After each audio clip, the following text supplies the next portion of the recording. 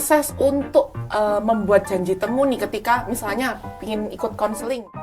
Untuk appointment sendiri itu kita biasanya paling umum adalah daftar lewat chatextnya teman-teman, lewat JIS. Jadi kalau kerja kelompok tuh misal, ya pasti mungkin Kak Sharon juga waktu mahasiswa ngerasain waktu kerja kelompok ada temennya yang hilang gitu.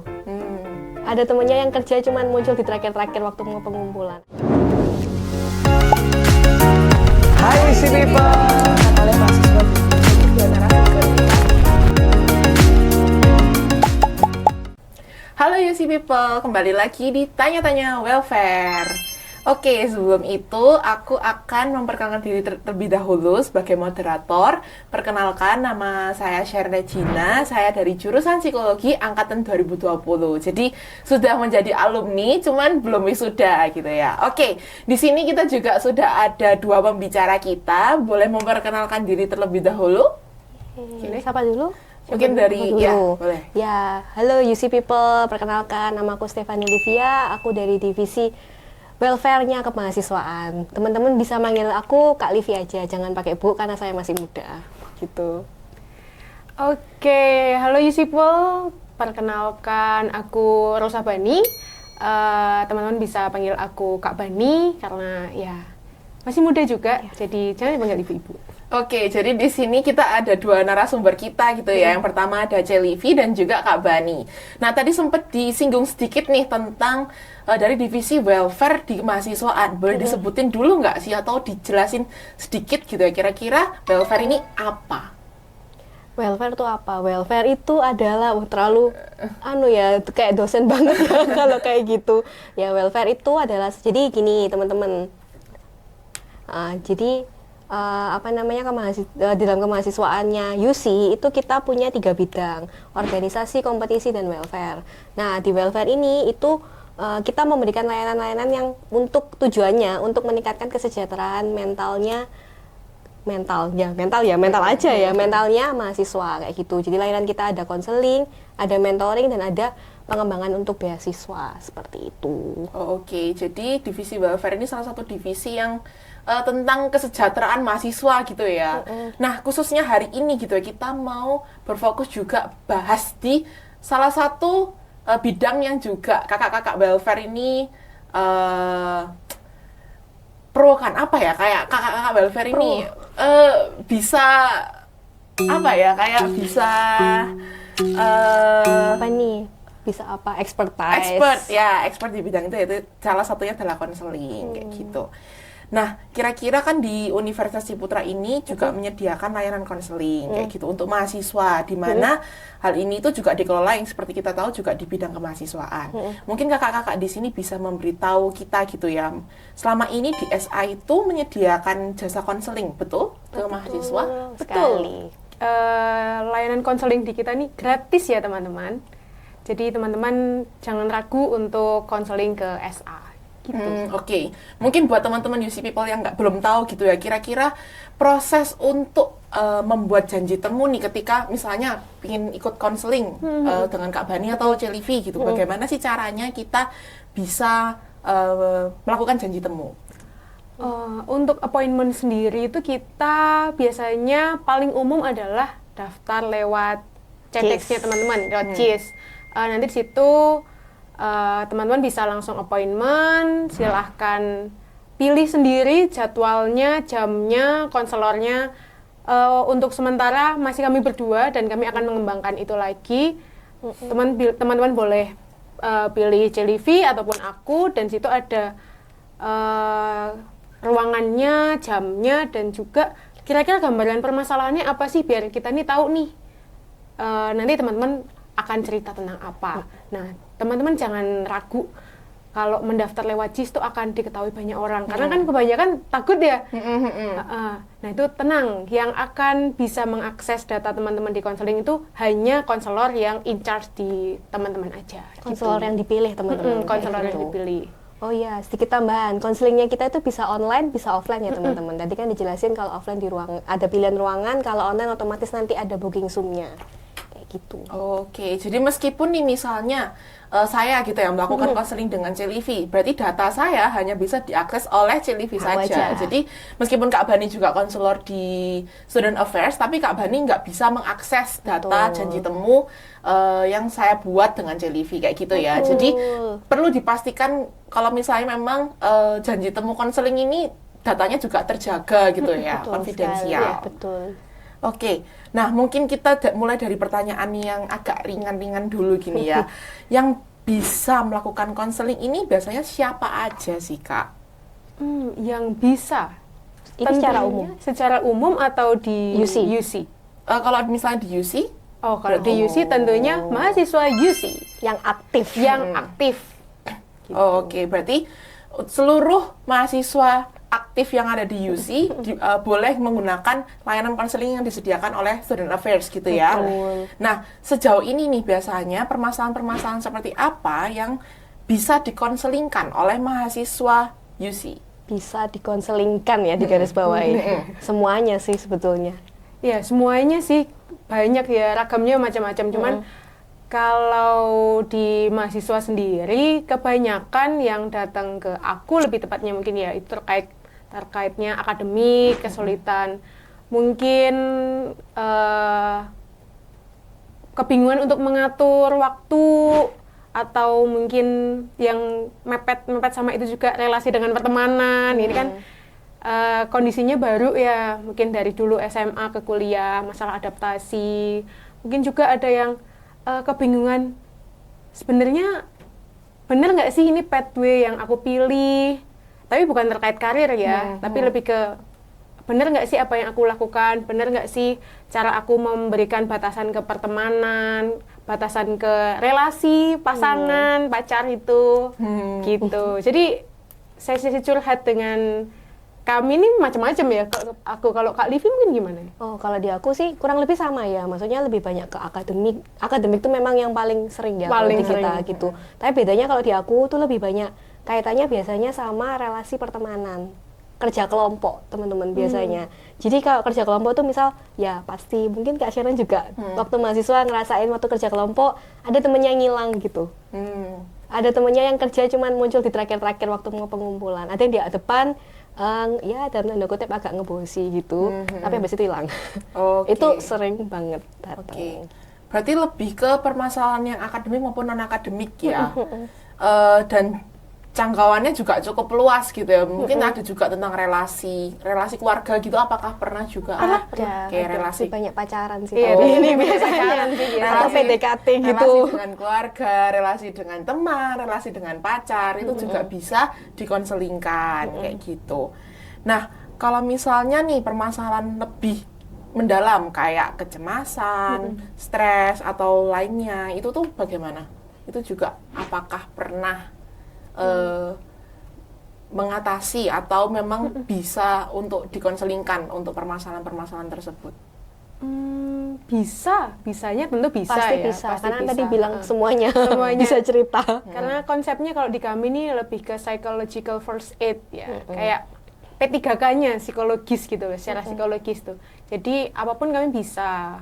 Ada beberapa yang mungkin kecemasan sampai mungkin tidak bisa beraktivitas dengan normal gitu, tapi ikut konseling beberapa kali, akhirnya lumayan perkembangan. Cuman ada beberapa juga yang mungkin tidak bisa karena kami kan terbatas oleh banyak orang gitu ya, banyak klien. Kami istilahkan teman-teman ini klien gitu. Banyak klien, kami juga terbatas, nggak bisa terus-terusan gitu kan. Kami membagi kalau memang di kami tidak sanggup, tidak kapasitas kami akan membuatkan surat referral ke pihak-pihak yang lebih expert gitu. Ya, tapi tentu dalam kondisi masih dijaga ya kerahasiaannya. Jadi yang tahu ya Rahasianya, cuman yang konselor yang mengirimkan dan pihak yang akan disesuai dengan itu kesepakatan pun dengan kesepakatan klien. juga dengan klien. Oke. Kalau mau refer apa enggak gitu. Oke, berarti klien pun juga memiliki kebebasan gitu ya untuk apakah mereka memang mau di-refer atau tidak kayak gitu. Betul. Oke, tadi kan kita juga singgung sedikit masalah tentang kecemasan, stres kayak gitu. Mungkin boleh dijelasin sedikit nggak sih, Kak? Sebenarnya permasalahan tentang kecemasan, stres itu muncul karena apa? Stres ya, stres itu kan datang dari tekanan. Nah, kita semua hidup pasti ngadepin masalah, dan kalau masalahnya bertumpuk, ya otomatis tertekan. Dan kondisi kita itu kan kayak, kalau dianggarkan kayak state gitu, nggak semua itu sama gitu. Misal aku, karena masalah pacarku ngomel gitu ke aku biasa aja. Tapi kalau Kak Bani pacarnya ngomel, langsung stres dia. Nah, jadi state-nya kita itu beda-beda gitu tiap manusia. Itu uniknya manusia gitu. Nah, stres tadi yang tekanan yang bertubi-tubi itu yang bakal muncul ke kecemasan. Dan kalau kecemasan, kekhawatiran pada hal-hal itu terus muncul, itu bisa jadi mengganggu ke kehidupan sehari-hari. Kayak tadi Kak Bani sempat bilang juga sampai nggak bisa beraktivitas atau nggak bisa perform nih akademiknya, ya itu sudah mengganggu berarti. Oke, jadi tapi bisa nggak sih kita tuh kadang juga ngerasa kita tuh baik-baik aja, tapi terus tiba-tiba kayak kok aku cemas ya, misalnya cemas kalau setiap mau ujian kayak AFL, ALP kayak gitu kan, itu kan kayak bisa jadi awalnya kita biasa-biasa aja, terus tiba-tiba kita cemas kayak gitu. Wajar sih, karena cemas ini sangat umum terjadi Semua dan orang. semua orang pasti mengalami cemas ya. Kak Sharon kayaknya. pernah nggak Oh ya, jelas tentu. waktu sidang kemarin? Waktu sidang skripsi ya, itu cukup merasa cemas ya. kayak gitu. Mungkin tiba-tiba mules atau mungkin keringat dingin. Nah, Ya. itu sangat wajar karena kecemasan ini reaksi atau respon biologis sih sebenarnya. Karena kita merasa terancam, entah ini terancam secara harfiah atau mungkin hanya bayangan di pikiran kita. Jadi tubuh kita, oh ini ada sinyal ancaman nih, aku harus mengeluarkan. Akhirnya tubuhku merespons seperti keringetan atau Perutnya sakit, diare. pusing. Oh, jadi ketika memang di dalam kondisi yang tertekan, kita itu biasanya otomatis secara otomatis itu memiliki respon dari fisik kita, kayak misalnya deg-degan, terus tiba-tiba sakit perut, tiba-tiba sakit kepala, kayak gitu ya. Oke, oke. Nah, berarti sebenarnya cemas itu adalah hal yang wajar untuk bisa dirasakan oleh teman-teman UC People di sini, betul ya? Betul. Oke. Jadi jangan terlalu takut gitu ya kalau misalnya tiba-tiba merasa cemas terus kayak mikir, loh, apakah saya Berarti sedang ada anxiety disorder. Padahal kan maksudnya kalau bisa apa ya, kalau kita permasalahan-permasalahan kesehatan mental itu tidak bisa hanya dilihat dari satu kali apa kayak tanda-tanda muncul gitu ya, bener ya Kak ya. Oke. Nah, kalau misalnya tadi kita lihat masalah dari sisi kecemasan gitu. Kalau misalnya di kakak-kakak welfare sendiri, khususnya dari Celivi dan juga Kak Bani, pernah nggak sih menangani permasalahan mengenai pengembangan diri? Kayak misalnya mungkin kayak penetapan target akademik kayak gitu mungkin ya, itu kan juga salah satu pengembangan diri juga untuk yang mau dicapai dalam 4 tahun berkuliah misalnya kayak gitu. Kalau aku sih pernah juga. karena permasalahan kita akademik, jadi larinya itu pasti bingung ngatur waktu. Itu kan juga kita ngeset berarti goalnya apa, berarti apa yang pengen kamu achieve sih sebetulnya di perkuliahan. Misal, oh aku pengennya tadi yang susah beradaptasi pun sebetulnya aku pengennya sekarang punya temen nih. SMA aku nggak punya temen, kan kita juga akan membantu dia untuk perform supaya ikut kepanitiaan, berani untuk sosialisasi sama teman-teman baru. Belum lagi kalau yang biasanya takut bicara di depan umum, nah itu biasanya akan kita tuh akan bantu untuk kayak ngobrol-ngobrol. Sebenarnya konselor itu kan kayak ngobrol-ngobrol kayak hambatannya tuh ngapain, terus nanti set goalnya berarti apa ini dalam waktu dekat, mau coba jadi MC atau mau gimana kayak gitu sih. Sama sih kurang lebih ya, apalagi mungkin di teman-teman yang masih maba-maba, mahasiswa baru nih, kebanyakan kayak merasa salah jurusan nih. Biasanya kan merasa Gimana salah itu, Kak, jurusan. itu ya, karena kan masuk bener-bener baru di awal banget, tapi Semester mungkin 1. agak kaget gitu ya, kayak karena nggak terbiasa dengan pembelajaran yang di perkuliahan kayak gitu. Sebenarnya mungkin kalau dari beberapa teman-teman yang sudah konseling itu bukan salah jurusan, tapi karena tertekan jadi semuanya kabur gitu. Nah, di konseling ini kita sama-sama menetapkan bahwa apa nih ke depan pengen jadi apa. Katakan pengen jadi chef terkenal. Nah, di konseling ini kita coba bantu Stepnya. jadi chef terkenal jadi butuh apa aja. Nah, di step-step itu kita diskusikan bersama, kita coba buatkan skala prioritasnya. Nah, itu yang akan nanti bisa menguatkan teman-teman mahasiswa itu untuk menjalani perkuliahannya. Jadi pada dasarnya konseling itu kan sebenarnya membantu untuk teman-teman itu untuk perform gitu. Tuh.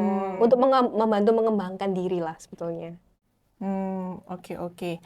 Mungkin lebih ke kalau misalnya biasanya itu ada stigma juga kalau misalnya datang ke konseling itu berarti memang sedang kayak Ini ya, Wah, orang gila ya. orang gila.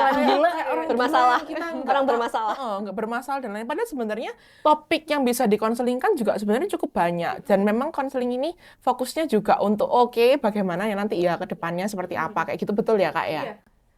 Kalau dariku pribadi ya nih dari pengalaman konseling, beberapa konseling itu konseling tidak hanya untuk menyelesaikan sebuah masalah sih. Kadang dan tidak hanya untuk berkaitan dengan kesedihan.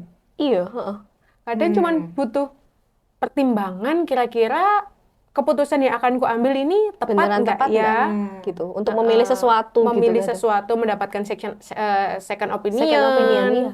untuk membantu orang melihat lebih jangka panjang gitu kan. Kadang kalau orang lagi ada dalam masalah itu kayak terkungkung gitu ya, untuk menarik ke jangka panjangnya itu agak sulit. Nah, kita bantu untuk diskusi gimana ya baiknya, apa konsekuensi ke depan gitu. Gitu-gitu aja. Sebenarnya kalau konseling tuh asik-asik aja sih. Kayak ngobrol tapi ada tujuannya gitu. Oke. Soalnya mungkin beberapa orang ini juga menganggap konseling itu kan kayak tabu, hal yang tabu untuk dilakukan. Karena mungkin kalau kita melakukan konseling itu dikira ya kita ada permasalahan kejiwaan atau seperti apa. Padahal sebenarnya ya tadi salah satu contohnya juga udah disebutkan gitu ya, permasalahan akademik. Kita membantu untuk men-setting goal gitu ya untuk kedepannya itu seperti apa, dan juga selama sesi konseling ini juga memiliki pembicaraan yang ada tujuannya kayak gitu. Jadi bukan jadi UC People di sini nggak perlu takut ya untuk datang ke konseling, apalagi mendapatkan stigma-stigma dari orang lain gitu ya mengenai konseling ini seseram itu gitu ya.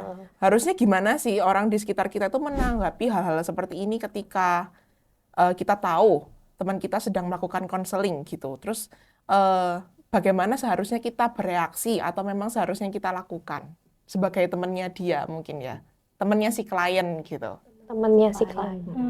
Kalau mungkin kayak ke dokter aja kali ya. Maksudnya kan ya Kita ya bebas ke dokter kan ya. Iya, kan kalau orang ke dokter juga ya udah ya kamu ke dokter, tapi kan stigmanya kalau ke dokter berarti sakit gitu. Tapi kan ada satu sisi mah di mana kamu ke dokter Cuma tapi untuk general check up. General check up. Lah, sama kan sebetulnya. Prinsipnya kan kayak gitu. Jadi kan kamu ke psikolog mungkin karena sudah ada perilaku yang mengganggu atau jadi nggak bisa perform, jadi nggak bisa daily rutinnya nggak bisa nih ada terganggu, atau memang karena untuk tadi general dalam tanda kutip bahasanya general check up. Atau mungkin untuk mendapatkan vitamin gitu ya kan, Nah, bisa penguatan. Jadi kalau mungkin ada temennya konseling, tidak usah dianggap wah kamu berarti ada apa nih, biasanya kayak gitu. Ya kalau mungkin mau berempati ya, oh iya gimana sesinya, asik enggak, kamu jadi terbantu enggak, atau gimana lebih atau gitu. insight apa yang kamu dapatkan. Jadi mungkin UC People di sini bisa membayangkan bahwa oh ini ruang untuk berdiskusi bersama gitu sih. Oke, jadi jangan sampai kita pun yang sebagai teman gitu ya, kayak kita melihat teman kita yang lain untuk melakukan sesi konseling, malah kita ya kayak menjudge mereka, wah mereka ini sedang ada apa-apa, terus mereka kok sampai konseling ini berarti sudah berbahaya, urgent dan lain-lain. Padahal sebenarnya mungkin bisa jadi melakukan sesi konseling untuk ya itu tadi, butuh dorongan lebih banyak dari orang lain, butuh POV yang lebih luas dalam mengatasi suatu permasalahan, kayak gitu ya, betul ya? Nah, tadi kan itu POV sebagai bagaimana dari orang sekitarnya. Sekarang kalau misalnya untuk kita sendiri nih yang mengalami hal itu, kita sedang melakukan konseling, terus kita juga tahu ada permasalahan kayak kecemasan, stres, dan lain-lainnya. Bagaimana sih kita itu harus bersikap? Kita sendiri. Loh, karena kita psikolog ini rada-rada Agak bias ya ini sebenarnya. jawabannya aku agak takut salah ngomong. Mungkin kalau misalnya buat UC People yang ada di sini gitu ya, kalau misalnya memang sedang merasa tidak baik-baik saja gitu. Nah, itu bagaimana sih kita perlu untuk mengatasinya, atau bagaimana kita bisa bersikap dengan hal-hal tersebut kayak gitu.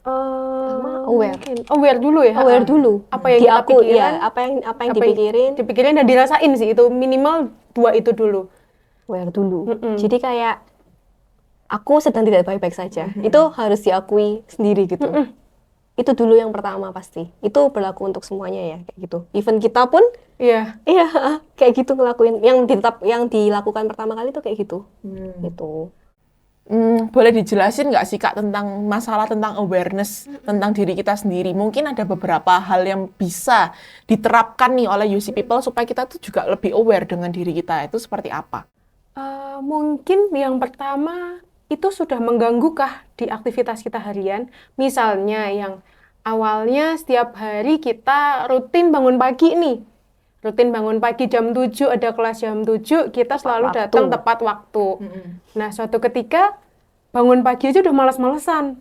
Kayak bangun sih jam 7. Bangun sih tapi jam nggak 7 tapi nggak berdiri. mau, masih di kasur, HP-an, tiba-tiba udah jam 8, udah telat. Akhirnya telat kan nge-skip kelas, mungkin jadi nge-skip kelas. Nah, ini mulai aware, oh kenapa nih, kenapa aku hari ini malas-malesan, ada apa? Nah, itu mulai melatih awareness-nya di situ ya, Cia. Oke. Kalau yang pertama aware, yang kedua berarti kan tentang penerimaan juga ya. Nah, bagaimana kita juga mungkin ada tips-tips juga mengenai penerimaan diri ini seperti apa kayak gitu. Penerimaan diri. Mungkin terkait perasaan kali ya, Kalau perasaan. misal lagi merasa sedih, Ya diterima boleh diterima. sedih, jangan ditolak. Jangan bilang aku nggak apa-apa. Aku nggak apa-apa guys, jangan bilang gitu. Kalau emang lagi sedih ya aku lagi sedih, aku kecewa gitu. Gitu. Itu bisa dinyatakan. Ya, tapi mungkin nggak Agak mudah susah. sih Agak untuk susah. Kalau emosi yang mengenali dalam tanda kutip mengenali emosi, mengenali perasaan itu nggak mudah. Tapi kata nggak mudah kan berarti bukan berarti Nggak tidak bisa. mungkin ya. Ya, tidak mungkin dan tidak bisa gitu ya. Nah, untuk melatihnya mungkin ya kalau sedih diakui, aku sedih. Atau kalau kecewa ya dikatakan sedang kecewa. Kalau lagi marah, jangan mungkin karena kita saking bingungnya atau tertekannya malah ngomong sebenarnya pengennya ngomong sedih jadi marah. Nah, ini kan mulai nggak aware nih ke orang lain. Itu ke kan orang jadi lain. Karena kan treatmentnya beda ya, kayak orang marah dan orang sedih. Karena orang sedih itu sebenarnya cuma butuh ditungguin gitu aja ya. Kalau orang marah ditenangin dulu. Nah, mungkin teman-teman di sini tuh perlu mengenali emosi-emosi dasar. Apa sih yang kita rasain, apa yang kita pikirin. Itu dulu sih. Oke. Jadi memang kalau misalnya UC People di sini memang sedang ada di dalam keadaan yang marah kayak gitu ya. Ya memang kenyataannya sedang marah kayak gitu ya. Dan itu memang perlu divalidasi emosinya. Betul. Supaya malah tidak jadi hal-hal yang kemana-mana gitu ya. Dan memang emosinya adalah emosi yang tepat kayak gitu. Nah, mungkin kalau misalnya dari CLV dan juga Kak Bani, ada nggak sih pesan-kesan yang mau disampaikan oleh UC People mengenai, mungkin tadi kita juga membahas tentang layanan konseling yang ada di UC, kita juga sempat menyinggung sedikit mengenai kecemasan, stres, dan juga stigma orang di sekitar kita mengenai konseling. Nah, ada nggak sih pesan-kesan yang mau disampaikan oleh UC People? apa ya? Ini kayak quotes-quotes yang bijak gitu ya. Apa ya ini? Mau duluan? Jadi berpikir ya kalau Iya, suruh aku mikirin nih berkata-kata kata-kata bijak kayak gini ya. Mungkin kayak lebih ke memotivasi teman-teman yang lain juga gitu, UC People di sini. Kalau aku sih, pokoknya kalau lagi tertekan atau menghadapi sesuatu yang menurut teman-teman tuh susah, yang kayak sulit banget ini kayaknya aku nggak bisa, jangan pernah menyerah. Maksudnya itu pasti ada jalannya. Entah kamu harus rehat dulu sebentar, entah kamu harus cari bantuan bukan cari bantuan sih sebetulnya, diskusi sama temen, diskusi sama orang tua, diskusi sama profesional kayak ke psikolog atau konselor aja sekalipun, itu juga menurutku suatu cara yang baik gitu. Maksudnya itu solusi yang baik gitu. Di sana percayalah pasti ada jalan keluarnya di semuanya itu. Oke. Kalau aku mungkin it's okay to take a break ya. Rehat. Mengambil rehat dan it's okay to feel not okay gitu. Kalau lagi nggak enak ya diakui nggak enak, kita cari teman-teman cari waktu istirahatnya, dengan istirahat lebih plong lagi pikirannya, karena teman-teman percuma kalau lagi sedih mau berusaha mencari solusi, lagi pusing mencari solusi apapun juga pasti kesulitan untuk cari jalan keluarnya. Nah, kata bijaknya hidup seperti roda muter. Ada sempat di bawah, lagi tertekan, lagi sedih, kecewa, tapi juga pasti ada di atas. Tapi kan itu juga ada alurnya harus gini. Berarti ada rehatnya sebentar supaya bisa naik kayak gitu sih. Mungkin ada yang boleh ditambahkan dari Kak Bani? Jangan takut untuk pergi ke konseling. Iya, jangan oke. takut untuk konseling karena kami tidak menggigit. Betul, itu kayaknya poin penting ya. Jangan Iya. takut untuk melakukan konseling karena Betul. memang kenyataannya di dunia ini kita juga tidak hidup sendiri kayak gitu. Jadi kita kadang sometimes juga membutuhkan bantuan dari orang lain kayak gitu. Betul. Dan dari layanan konseling yang disediakan ini itu bisa jadi kayak membuka pandangan baru mungkin bagi teman-teman yang ini keadaannya lagi pusing gitu ya. Pusing, nggak bisa mikir, nggak tahu mau harus bagaimana supaya tidak salah langkah, juga dibantu dari tim-tim dari konseling kemahasiswaan kayak gitu. Nah, nggak kerasa nih kita sudah ngobrol panjang lebar, tanya-tanya tentang konseling, tentang layanan konseling yang ada di UC. Terus kita juga tadi sempat dikasih tips-tips gitu ya tentang penerimaan diri, acceptance, tentang emosinya, validasi emosi itu seperti apa kayak gitu. Nah, mungkin terima kasih buat Kak Livi dan juga Kak Bani yang sudah menjadi narasumber hari ini. Mungkin ada yang mau disampaikan tentang layanan konseling atau seperti apa untuk teman-teman UC People di sini supaya mereka juga nggak takut gitu ya untuk datang konseling di Student Affairs. Mungkin tambahan Kak, yang ininya Oh jangan iya, lupa iya. Kak. Nih. Di Sampaikan anak-anaknya. Iya, di konseling ini kami punya tim. Kami punya tim peer counselor yang sangat kami sayangi, namanya Counseling Buddy. Di Counseling Buddy ini nanti ada peer counselor atau teman-teman mahasiswa yang sudah dilatih, sudah mendapatkan keterampilan Konseling dasar. yang bisa menjadi buddy-nya, menjadi temannya teman-teman kalau mungkin masih merasa canggung untuk konseling ke kita. kami yang di SA ini. Gitu sih, Kak. Oke, jadi selain layanan konseling yang bisa di-handle oleh Celivi dan juga Kak Bani, di Student Affairs juga menyediakan konseling buddy. Jadi kalau teman-teman memang membutuhkan teman curhat kayak gitu ya, kayak memang lagi ya udah lagi pusing aja ngerjain tugas, itu boleh banget untuk menghubungi konseling buddy kayak gitu. Oke, sekian podcast tanya-tanya welfare pada hari ini. Terima kasih buat kedua narasumber kita. Tepuk tangan dong. Oke, and see you in another podcast. Bye-bye. Hai UC People.